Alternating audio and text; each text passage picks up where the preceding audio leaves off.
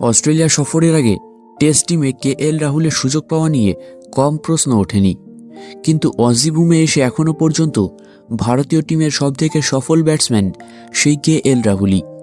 চলতি সফরে 3 টেস্টে ভারতীয়দের মধ্যে সর্বাধিক 235 রান করেছেন তিনি। ঝুলিতে রয়েছে 2টি লড়াকু হাফ সেঞ্চুরিও।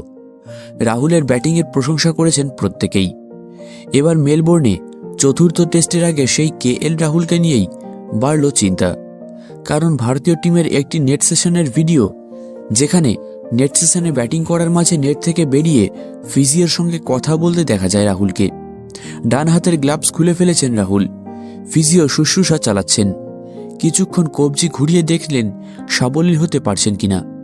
এই ভিডিও সোশ্যাল মিডিয়ায় ছড়িয়ে পড়তেই জোর জল্পনা শুরু হয়ে যায়। তাহলে কি চতুর্থ টেস্টের আগে চোট পেলেন কেএল রাহুল?